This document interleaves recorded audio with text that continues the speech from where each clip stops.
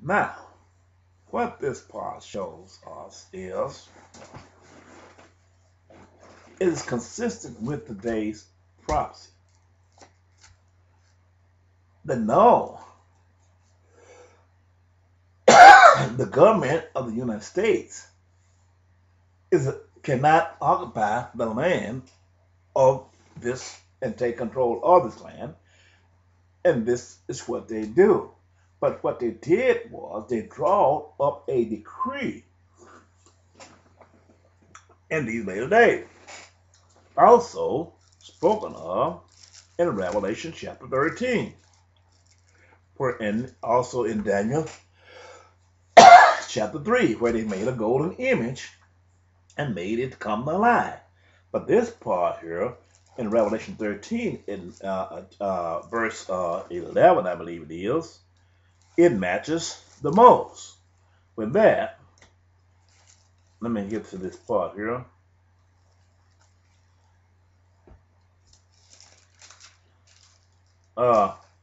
And I beheld 11, and I beheld another beast coming up out of the sea, earth, and he had two horns like a lamb, and he spoke as a dragon, and he exercised all the powers of the first beast before him, and causes the earth and them which dwell therein to worship the first beast, whose deadly wound was healed.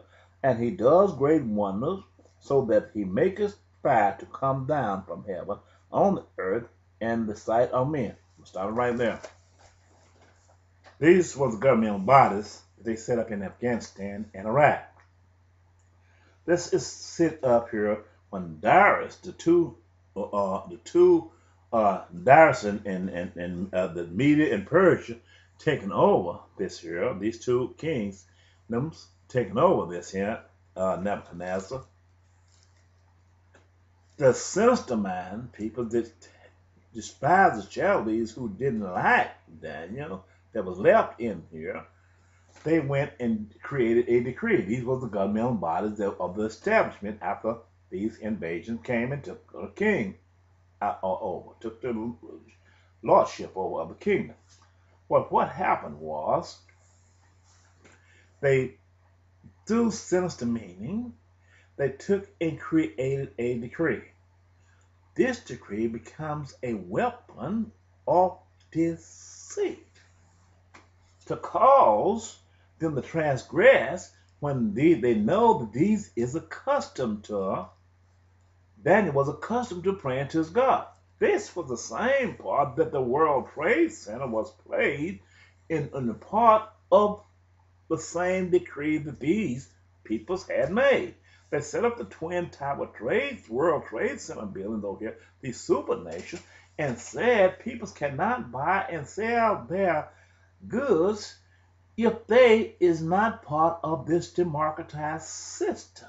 They must be part of this democratized system.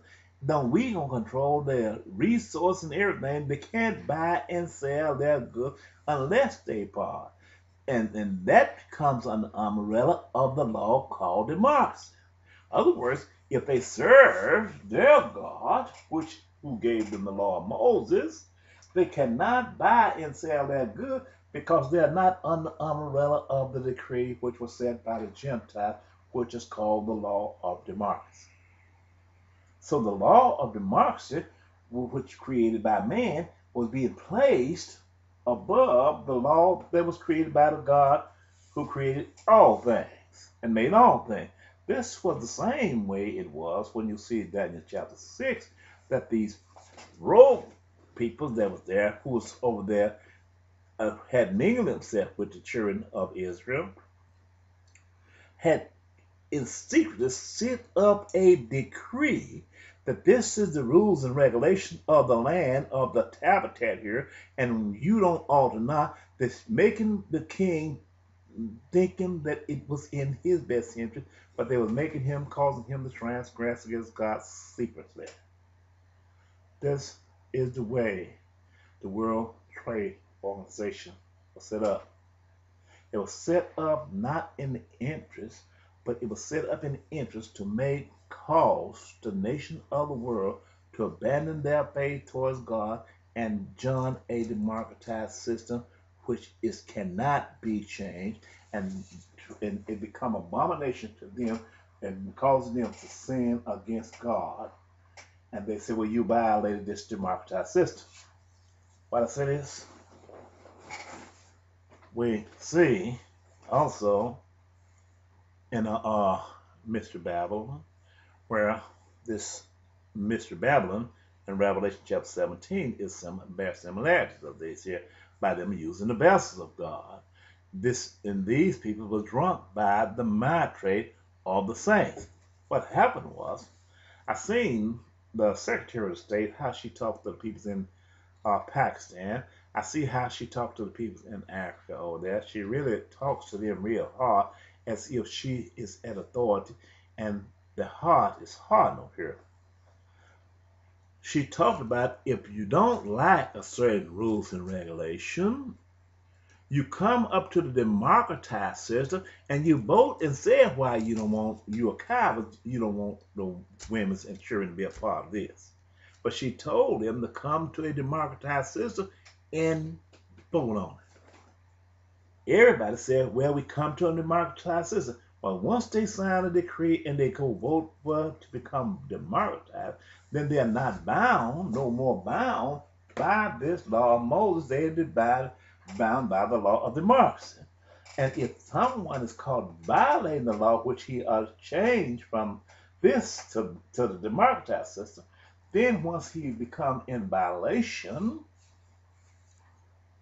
then the rule of law would have to take action.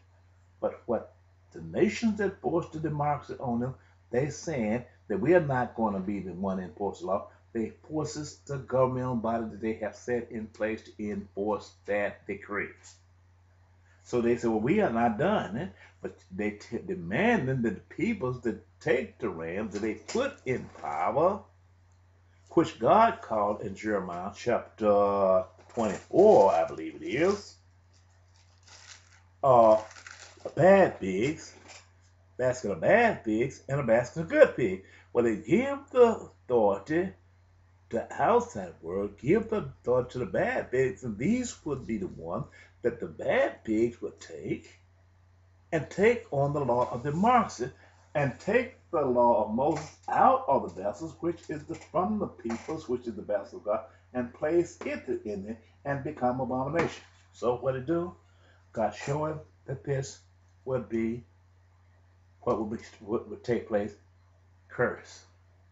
This would be the curse. So, going back to Saddam Hussein was one of the vessels. The governmental body of Afghanistan was one of the vessels. The 12 tribes that was counted and numbered over there, Jesus said it wouldn't be, every one will be cast down. In other words, it would take over all of them. Many of them would be tried. But once they take over and force to bad pigs, as spoken of in Jeremiah chapter 24, to become the head of the house, then the corrupt pig would corrupt the people because of the lack of knowledge, because the ministries over there is not teaching them against these things. This is why God was angry with them. And this is why God created a situation, made me part of the mercy seat, which became an attachment on to Jesus Christ and Elijah, which was to cover the Ark of the Covenant. I will return back at the end, meaning the return of Jesus Christ, preparing the way for the return of Jesus Christ. The reason Jesus spoke these things, he was giving us a signs and symbol to look for. And this is the true interpretation of Daniel chapter 5, 4, 5, and 6. As an extended version of what Jesus Christ was talking and speaking of in St. Matthew's 24, 15-51. So, now, the next part I will come back and I will speak according to Daniel chapter 7. This is going to be an intriguing part where it shows you, identify how this war began.